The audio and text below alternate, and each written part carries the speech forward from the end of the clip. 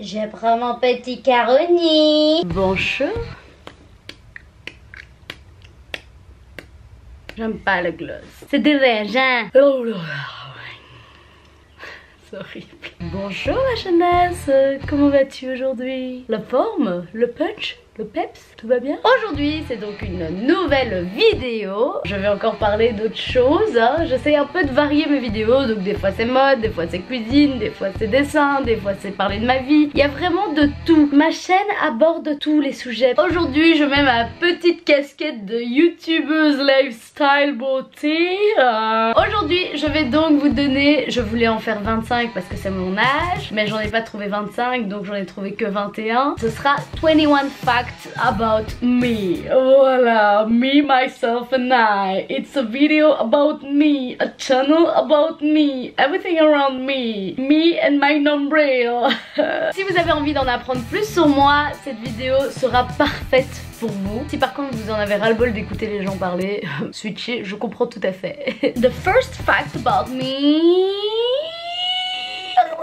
c'est que je me gratte tout le temps les fesses. Avant de faire cette vidéo, j'avais fait un peu un sondage auprès de ma famille pour leur demander si j'avais des manies ou des choses que je fais d'habitude que je me rends pas compte mais que je fais tout le temps. Et ma soeur m'a dit que je me grattais tout le temps les fesses. Et elle a raison, c'est vrai. Mais pas gratter le centre culturel de mes fesses, hein. Je vous dis gratter le pourtour, gratter les fesses en elles-mêmes. C'est un fait, voilà.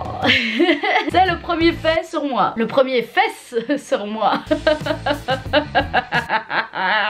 Je sais pas si vous l'avez remarqué, mais ma chambre est en bordel pour l'instant. Il y a plein d'affaires partout. Et du coup, j'ai trouvé une technique pour masquer la majorité de mon boxon. Il y en a de l'autre côté, mais vous ne le voyez pas. Seul problème, c'est que d'un côté, j'ai un miroir, donc vous pouvez voir ce qui se passe de l'autre côté. Donc, vaut mieux pas vous montrer. Et de l'autre côté, j'ai mon tableau avec écrit plein de trucs dessus. Et c'est des choses confidentielles que vous pouvez pas savoir tout de suite, bande de petits coquins. Du coup, je vous montre ma petite plante, Christiane. Second fact about me. Ça fait 3-4 ans que je ne porte plus de soutien parce que je me suis rendu compte que ça me saoulait en fait, que j'en avais marre de rentrer chez moi et d'être excitée de rentrer chez moi pour pouvoir l'enlever. J'en avais marre d'être maintenue comme ça par un truc toute la journée. Je me disais mais putain, mais à la maison je me sens bien, j'ai pas besoin de mettre ça et pourquoi dehors je dois le mettre? Et du coup j'ai décidé du jour au lendemain de plus rien mettre. J'avais envie et j'ai une pote qui m'avait dit le fait de mettre des soutiens ça rend tes seins fainéants et il s'appuie sur le soutien et du coup ça commence à tomber quoi, voilà. Et ici bah du coup moi je n'en mets pas et figurez-vous que il se porte bien, je peux le dire. Par contre je suis une fan de lingerie donc j'en ai plein chez moi, mais j'en mets que pour des shootings photos ou pour des occasions particulières, voilà.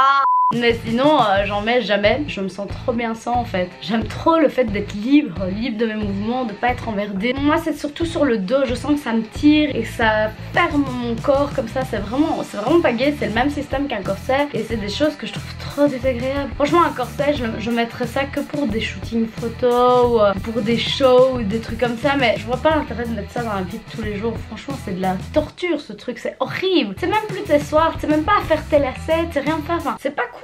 Oula, putain. Troisième fact about me. J'entame toujours plein de trucs et j'approfondis jamais. Ça c'est un reproche que mon papa m'a fait souvent. J'ai commencé à faire du piano, j'ai commencé à faire du dessin, j'ai commencé à faire plein de choses, de la danse, tout ça. Par exemple le piano, ben, j'apprenais à la maison parce que je faisais du dessin et que j'avais pas le temps d'apprendre le piano. Le dessin, ben, je le faisais à l'école, mais du coup j'avais pas le temps de prendre des cours en plus parce que je faisais de la danse. Ben, après c'est une question de timing, c'est pas non plus que de ma faute, je dois le dire, hein. On a que des journées de 24 heures et la moitié du temps on dort, donc comment voulez-vous faire? Par exemple bêtement le piano, je savais faire quelques musiques avec, je me satisfaisais de ça et voilà, j'ai pas été plus loin. Et ça c'est vraiment un challenge pour moi à l'heure actuelle, c'est d'essayer de vraiment approfondir dans les domaines qui me plaisent. Et ça c'est l'avantage avec YouTube, c'est que je sais qu'il y a des gens derrière, du coup ça va me pousser à continuer et à aller plus loin dans ce que je fais et vraiment toujours évoluer. Donc ça c'est là que c'est plus intéressant parce qu'il y a des gens qui sont impactés derrière, qui veulent voir mes vidéos, qui veulent apprendre des choses et moi du coup ça me pousse à aller plus loin moi-même. Pareil pour mes projets personnels, les projets dans le futur, il y a plein de choses sur lesquelles j'ai envie d'avancer et là j'ai vraiment envie de me dire je veux pas être la meuf qui est plein de projets et qui du jour au lendemain abandonne tout parce qu'elle sait pas. Ça c'est vraiment pas dans mon tempérament, donc je veux vraiment tout faire pour y arriver. Mais c'est vrai qu'il y a des choses pour lesquelles j'approfondis pas. Par exemple le dessin, mon père me disait des tonnes de fois mais pourquoi tu prends pas des cours en plus et tout, tu pourrais aller beaucoup plus loin dans ce que tu fais. Oui je sais, mais non je ne l'ai jamais fait. J'aime trop apprendre toute seule en fait et j'avoue que c'est rare que des cours me soient utiles. Même en stylisme, c'est limite pas mes cours de dessin que j'ai appris le plus. plus. J'ai jamais trouvé le prof parfait qui répond parfaitement à mes questions en fait. Et c'est pour ça que je vais jamais approfondir en prenant des cours, parce que je me rends compte que je suis vraiment très autodidacte aussi et j'adore apprendre des choses par moi-même. Et puis c'est gratifiant de se dire qu'on arrive à faire des choses rapidement, tout seul. Je parle blindé,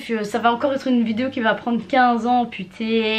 Le quatrième fait sur moi, c'est que je suis un petit peu matérialiste.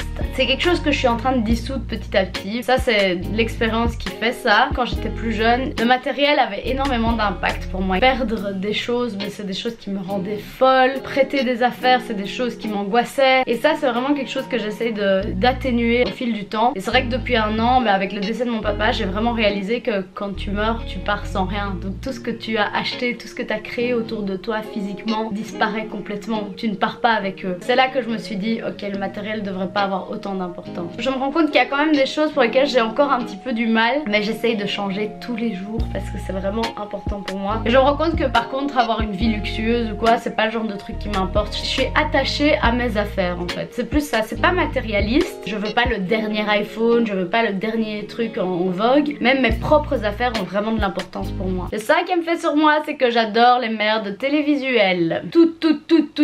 Genre Les Anges, Marie au premier regard, 10 couples parfaits, La robe de ma vie, et j'en passe. Je suis tout à fond la caisse. Après vous allez me dire, comment trouve-t-elle le temps? Ce que je fais, c'est que quand je suis à la bourre dans mes télé, parce que effectivement moi en une semaine je passe pas ma vie sur mon PC à tout regarder. Ce que je fais, c'est que quand je dessine, je tape ça et du coup ça me remet à jour, et du coup j'écoute juste, parce que c'est vrai que les télé-réalités, c'est ça l'avantage, c'est qu'il n'y a pas besoin de regarder. Moi je regarde énormément de vidéos sur YouTube parce que j'adore YouTube, j'adore ce monde, j'en fais partie donc forcément. Et par exemple avec YouTube je peux pas... Je viens de me gratter les fesses. C'est bien la preuve que c'est vraiment une manie. Putain, ça va pas du tout. Je le fais même devant la caméra. C'est quand même honteux. Je me perds dans ce que je dis.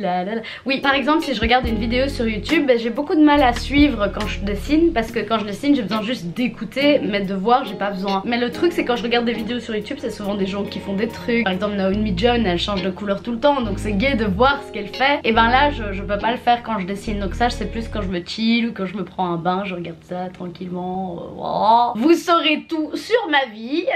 Mais voilà, du coup quand je dois dessiner et que ça prend beaucoup de temps, j'utilise les télé-réalités comme fond sonore. J'ai vu dans une vidéo que Sherry Karinsky parlait des télé-réalités, du fait qu'il y ait plein de gens qui regardent en mode ouais je regarde parce qu'ils sont cons nana. Mais au final je suis un peu d'accord, parce que moi perso je regarde plus un peu pour rigoler, en me disant mais c'est des situations tellement absurdes que ça me fait vraiment trop rire. Moi c'est juste distrayant en fait. Et j'avoue que je suis vraiment pas une fan de séries télé. Tu vas regarder une première saison, tu vas être hyper accroché, c'est génial et tout. J'ai eu ça avec Close par exemple, qui est une série géniale. J'ai regardé la toute première saison, tu dois attendre un an pour que la seconde saison sorte, et du coup qu'est-ce qui se passe? Moi je perds le fil et j'ai déjà oublié tout ce qui s'était passé avant. À moins que je sois la seule à avoir la mémoire d'un poisson rouge, je suis désolée, mais au bout d'un an, une série tu l'oublies. Une série c'est pas la vraie vie, donc je vais pas m'en souvenir comme ma vie avec mes potes par exemple. Et encore ça c'est un autre fact about me, je suis du genre à oublier beaucoup de choses. Le sixième fait sur moi, c'est quand je n'ai pas mes 8 heures de sommeil, je suis un énorme bébé cadom. Mais genre je pleure pour un rien, tout est horrible, rien ne va. Je suis un gros bébé, j'ai besoin de mes 8 heures de sommeil. Le fait numéro 7, c'est que je suis têtue comme une mule. Je sais pas si vous l'avez déjà remarqué dans mes vidéos, mais quand j'ai une idée dans la tête, je l'ai pas ailleurs. Si je veux faire mes cheveux aujourd'hui, je le fais aujourd'hui et ça changera pas. C'est comme ça, pas autrement. Si j'ai envie de manger ça aujourd'hui, je le mangerai aujourd'hui. Je ferai tout pour le manger aujourd'hui. Je me mets à nu, hein, parce que là je vous ai donné quasi tous mes défauts. Hein. Ça m'étonnerait pas qu'après cette vidéo, la moitié de mes abonnés disparaissent de ma chaîne YouTube. Hein. Franchement, et je vous en voudrais même pas. Je suis ultra têtue. Faut vraiment y arriver pour me faire changer d'avis. Hein. C'est vraiment dur. J'ai vraiment un caractère de merde. Fait numéro 8, je hais l'injustice. C'est vraiment quelque chose qui me rend tarée. Simplement je suis balance et les balances sont des signes qui prônent la justice justement. Quand je vois ou quand je vis de l'injustice, j'avoue que c'est une énorme frustration qui se crée. J'en ai les larmes aux yeux, je me sens pas bien, ça m'énerve. En fait c'est un peu la vie, parce que dans la vie il nous arrive toujours plein de choses injustes et on n'a pas le choix de les vivre et c'est comme ça. Maintenant j'ai aussi développé une maturité par rapport à ça, heureusement d'ailleurs. Maintenant quand je vois que je vis de l'injustice ou je vois qu'il y a des gens qui ont des mauvaises attitudes envers moi ou envers d'autres personnes, je commence à croire énormément énormément au karma. Et c'est là que je me dis, le karma fait toujours très bien les choses. C'est plus à moi de me mêler, c'est à la vie de le faire. Et moi je fais mon taf, je reste focus sur ce que j'ai à faire. Le reste n'a aucune importance. Et de moins en moins d'ailleurs. Fait numéro 9. Ça c'est encore une mise à nu. Quand je stresse, j'ai tendance à un petit peu bégayer. Je sais plus bien parler, je perds mes mots, ça va plus du tout. Je suis quelqu'un de très angoissé aussi. Mais c'est rare qu'on me dise qu'on le voit. Il y a plein de fois où j'ai été stressée dans la vie et même des potes à moi le voyaient et elles me disaient non franchement t'as été nickel, franchement ça se voyait pas et tout. Et moi dans ma tête ça bouillonne, c'est les flammes de l'enfer et rien qui va, c'est bordel, c'est Bagdad. En fait dans la vraie vie je suis là, non non ça va.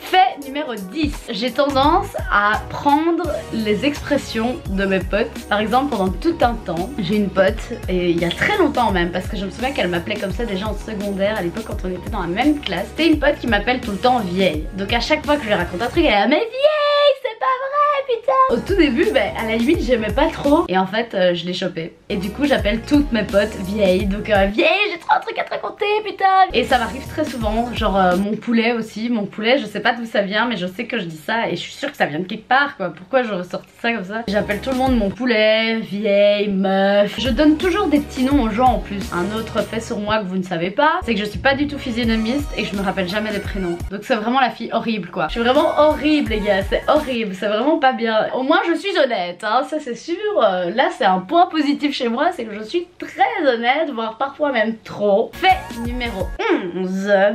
Je mange très salé. Quand je suis invitée à des repas ou des choses comme ça, j'ai toujours tendance à remettre du sel. Et je suis quelqu'un qui aime le salé. Je suis plus salé que sucré. Il y a plein de gens qui sont fans du fait de grignoter des bonbons, du chocolat. Il y a beaucoup de gens qui sont sucrés. Et moi, plus j'avance dans le temps, plus je suis salée, plus j'aime les goûts amers, plus j'aime les goûts secs. Gustativement parlant, je suis quelqu'un qui a vraiment ces petites habitudes. Fait numéro 12, je pense que maintenant vous le savez, je suis une aloe vera addict. Fait numéro 13, connaissez-vous ces feutres? Oui. Et bien c'est des feutres pour écrire sur des tableaux Velleda. Et bien moi, je suis fan de leur odeur. Mais genre je suis une putain de droguée. Je sniffe les feutres de tableaux Velleda. J'adore. Je me souviens j'avais déjà des feutres comme ça quand j'étais petite. Et j'étais là. Si vous êtes du genre à faire la même chose que moi, essayez de le faire le moins possible parce que c'est vraiment mauvais pour le cerveau. Mais ça sent trop bon. Bonjour, je suis une accro au feutre Velleda. Je suis qu'au fait numéro 14 et il y en a 21. Donc prenez-vous un petit café, asseyez-vous tranquillement, posez-vous dans votre lit, chillez dans le canapé, préparez-vous une petite tasse de Nesquik, je vous préviens, ça va être long. Fait numéro 14, je déteste le bruit. Rien que d'en parler ça me fait mal au cœur, c'est horrible hein. Le bruit du papier qui craque, c'est horrible. Quand vous avez une feuille de papier, ça me fait mal de le dire. Quand vous avez une feuille de papier et que vous grattez dessus, le papier c'est pas lisse et c'est rugueux et du coup quand on passe dessus ça fait du... J'ai vraiment envie d'essayer pour vous montrer mais je peux vraiment pas. Ensuite on arrive au fait numéro 15 qui est, je suis du genre à être très distraite. Si j'ai quelque chose en tête qui me trotte, tu auras beau me parler de ta vie, de tes relations sexuelles, de ton homme, ton décès, ton mariage, tout ce que tu veux, je ne t'écouterai pas. C'est horrible parce que c'est hyper égoïste, mais en fait quand j'ai des choses qui m'angoissent ou je pense à un truc que je dois faire ou quoi, je focus dessus et tu as beau me parler, je ne t'écoute pas. C'est vraiment horrible. Même Laurée, je lui ai déjà dit, elle sait que c'est mon gros défaut et ça arrive qu'elle me dit des trucs que je me souvienne pas. Ça arrive très souvent que je suis dans une conversation, je discute avec quelqu'un et puis d'un coup je décroche et je pense à autre chose et je suis dans mon truc et du coup la personne continue à parler mais moi je suis plus là quoi, je suis plus dans la conversation et je déteste ça. Du coup maintenant j'essaie vraiment de me forcer à poser des questions, à écouter. Moi-même ça me fait chier quand une pote me raconte un truc et qu'elle me dise ouais mais je te dis Ali tu m'as pas écouté et tout et je suis là pardon. Mais Laurée c'est une bonne pote à moi et elle le sait, elle m'accepte malgré tout. C'est vraiment un très gros défaut chez moi que je déteste. C'est le cerveau qui fait vraiment des sélections et du coup j'arrive pas à contrôler et des fois c'est vraiment plus fort que moi. Et maintenant des fois comme j'essaye vraiment d'écouter les gens, des fois dans la tête c'est allez Alizé écoute maintenant. Et du coup je me cause et j'écoute rien du tout de ce qu'elle dit. C'est comme quand tu lis un livre et que t'es là allez Ali maintenant tu essayes de plonger dans ce bouquin parce que t'as encore rien compris et t'as déjà tapé 5 pages mais tu te causais à toi-même. Ça m'arrive tout le temps. Je pense que j'ai un genre de petit problème de concentration quelque part. Fait numéro 16. Je hais les films d'horreur. Je déteste ça. Je comprends pas l'intérêt de créer ça. À la limite, des films d'horreur sur des trucs plus psychologiques, des fantômes, des esprits, des choses comme ça. À la limite, je peux encore comprendre. Et encore, parce que moi, je trouve ça vraiment dur de s'infliger ça, quoi. Mais par contre, des films genre Saw et tout, c'est des films où il y a juste de la charcuterie, je peux pas. J'ai très peur du sang. Une fois que la peau est ouverte, ça me... Par exemple, ma mère, elle regarde tout le temps des émissions sur la chirurgie esthétique. Je peux pas voir ça. La graisse, le sang, la chair. Je comprends pas l'intérêt de se faire peur aussi. Et pourtant, je suis la première à aller par exemple dans des attractions fortes ou quoi. Ça, j'adore. J'adore les sensations fortes. Mais par contre, des films d'horreur, je comprends pas l'idée de se foutre des stress comme ça qui ne font plus dormir la nuit. Je comprends pas en fait. Mais ça, c'est les deux autres faits par rapport aux films d'horreur. C'est que j'ai peur du sang. Donc ça, je vous l'ai dit. Et le deuxième fait aussi, c'est que je suis une angoissée de fou, une stressée de dingue. Quand je rentre chez moi en voiture, j'ai tellement peur qu'il m'arrive quelque chose en rentrant chez moi. Je retire ma ceinture à l'entrée de ma rue, je retire le lock de ma voiture à l'entrée de ma rue et une fois à l'arrêt, je sors de ma voiture, je prends mon sac et je cours à la porte. Je demande même à ma mère de laisser la lumière allumée à l'avant, comme ça je peux vite mettre la clé s'il m'arrive quoi que ce soit. Je suis vraiment une stressée de dingue, donc je pourrais pas m'infliger un film d'horreur, ce serait horrible pour moi. On arrive au fait numéro 19. J'ai peur des gens à qui il manque des membres. C'est débile et je me dis ces pauvres gens ils ont rien demandé. S'il te manque une jambe mais qu'on voit rien parce qu'il y a un habit au-dessus, ça va. Mais si je vois le moignon, j'ai vraiment peur de ça. J'essaye de travailler sur moi là-dessus parce que des gens comme ça il y en a plein. C'est vraiment pas bien parce que ces pauvres personnes n'ont rien demandé et vous allez me voir comme une tarée. Fait numéro 20, et ça je vous l'ai dit précédemment dans la vidéo, c'est que je crois beaucoup au karma. Si quelqu'un me fait du mal, je ne m'embête plus à aller rendre l'appareil. Je laisse les choses se faire, je laisse la vie faire les choses. Si tu fais quelque chose de pas bien, d'office que la vie va pas te le rendre. C'est sûr et certain. Moi j'y crois à 2000%. Je crois beaucoup à tout ce qui est loi de l'attraction. J'ai un côté très philosophique que je ne vous ai jamais vraiment montré. D'ailleurs ça, il faudra absolument que je le fasse. Une vidéo là-dessus parce que c'est très important pour moi et aussi je pense pour vous. Ça pourrait aider certaines personnes d'entre vous qui regardent mes vidéos. Et enfin, le fait numéro 21, parce que j'en ai pas trouvé 25, c'est que je fais toujours tout pour essayer de passer du temps avec des gens que j'aime. Pourquoi je dis ça? Il y a des tonnes de personnes que j'ai connues qui donnent pas forcément beaucoup de nouvelles et alors une fois que tu les vois, et ben ils vont te dire ouais il faudrait qu'on se fasse un truc, mais qu'après t'as plus de nouvelles pendant des mois. C'est vraiment un truc que j'essaye d'éviter de faire. C'est vraiment quelque chose qui m'énerve en fait, parce que je me dis si t'as vraiment envie de me voir, t'essaieras. Et vraiment moi, perso, j'essaye d'aller voir les personnes qui en valent la peine, qui essayent de me voir, qui pensent à moi, qui sont là pour moi. Mais par exemple ma petite soeur, je la vois moins souvent qu'avant parce que depuis le décès de mon papa, la famille s'est un peu splitté. Dès que j'ai un peu de temps, j'essaye d'aller la voir elle, j'essaye d'aller voir ma marraine. Mais voilà, c'est vraiment un truc que j'essaye de faire le maximum possible, même si je sais que j'ai pas toujours beaucoup de temps et tout. Par exemple mes potes, j'essaie toujours de prendre des nouvelles, j'essaie vraiment toujours de garder contact. En tout cas ceux que j'aime bien. Dès que je vois que j'ai un trou, j'essaye de le prendre pour une personne que j'aime. C'est pour ça d'ailleurs que je suis hyper intolérante quand quelqu'un me manque de respect ou quelqu'un me met sur le côté. Quand je donne du temps à quelqu'un, c'est que je l'apprécie.